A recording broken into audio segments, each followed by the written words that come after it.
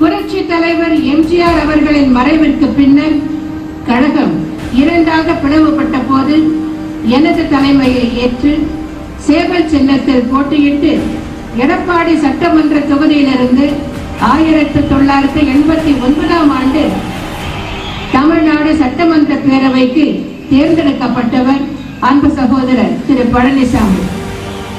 சோதனையான காலகட்டத்தில் கழகத்திற்கும் கழக தலைமைக்கும் உறுதுணையாக இருந்தவர் அன்பு சகோதரர் திரு பழனிசாமி.